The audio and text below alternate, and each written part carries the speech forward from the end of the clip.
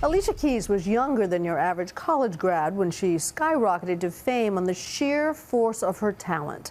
A classically trained pianist with a soulful voice, Keys is R&B royalty. And with a new album, Girl on Fire, hitting stores next week, we sat down to talk about love, passion, and the little guy who's changed her world. It's a Nightline interview. This girl is on fire. Alicia Keys seems to be living her new hit. This girl is on fire. She's walking on fire. This Girl is on Fire, I'm embarrassed to say, has become my new hairbrush song. Oh! You make all of us think that we can sing even when we can't. I love it! Yeah, but see, you can really sing it. This girl is on fire. The song came from a feeling, and this feeling of like kind of finding my own space and my own place, to be myself, to be my own full self. Love it or hate it, whatever the case, here I am and here's me. At 31, she says she's come into her own. I'm more excited about this album than I've been for any record, ever. And that's saying something. Her first single, Fallen, debuted at #1. She recorded it here in her tiny walk-up apartment in Harlem. We lived on the 6th floor, this one right here. She was only 17. Oh, there's like a real skinny hallway when you first come in. Right. Yeah, and then there's like a really skinny kitchen. You remember exactly, right? Yeah, and right in the there. front, there was like the living room right here. I first met Alicia just about that time, and even then, with songs like A Woman's Worth, her talent and her drive were already clear. 'Cause a real man knows a real woman when he sees her. I asked her back then, what's the perfect day for you? Wow, the perfect day for me, this is my perfect day.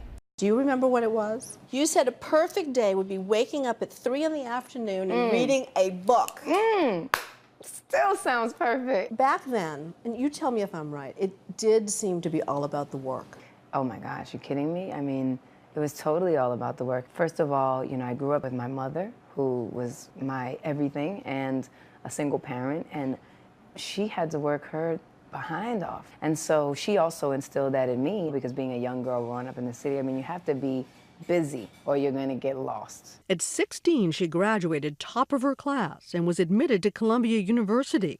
But then Columbia Records called. A month into college, she quit. I had to focus on the music if I was going to make it work.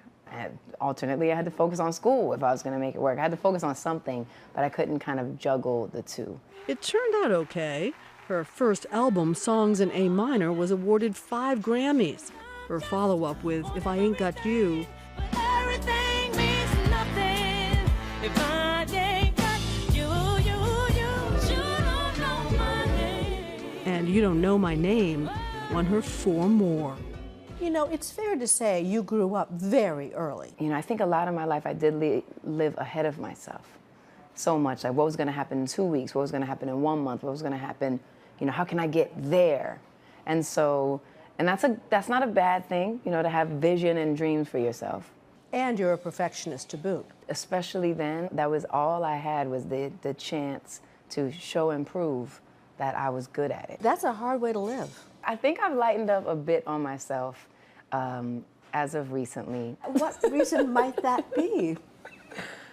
Really meeting my husband, I think. Kasim Dean, otherwise known as hip-hop producer Swiss Beats. The two met 10 years ago, but the spark wasn't there. He was a little over the top for me. So just as a person, I kind of was like, he's all right, he's a little loud. Come to find out, he's still loud. And I think we've actually both balanced each other out in a bit. He's given me the freedom to spread and be a little bit more open, and I've given him the freedom to actually kind of maybe calm down a bit. Why do you think he makes you feel safe? Because that's really what you're talking about. He wants me to be everything that I can be, you know? And that is a rare, rare thing. But there is another guy in her life, and you can hear him on her new album, The Baby. I can't even say The Baby without you. I was just waiting. I was waiting for the next line before I got too syrupy. You know what I mean? Because what happens, you just turn into a syrup. But what's your name? Egypt. Oh, man. I love you. I love you. Bye-bye. He's on a song called When It's All Over, which is so beautiful. The chorus goes, when they lay me down, put my soul to rest. When they ask me how I spent my life, at least I got to love you. You know, I feel that way about my husband. I feel that way about my son. And you like being a mother so much. Do you expect, are there going to be more little babies? I would love to have some more, definitely at least one more, for sure. At least one more. But I have to finish this album, I have to finish this tour, I have to finish this stuff first, because the juggle is something. If it all sounds rosy and bright now, things started out on rougher ground. When Keys and Dean got together, he had a 1-year-old and had just separated from his wife. A month later, he had a daughter with another woman. So it started off a little rocky. Keys says things are working well now with Egypt and his 3 siblings. So 3 brothers and a sister. And the way that they love each other, it's crazy. It's really special. You have a big brood. I do. I actually do. It's just a brand new kind of me.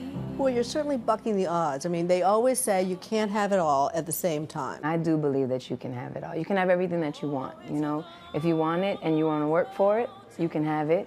Don't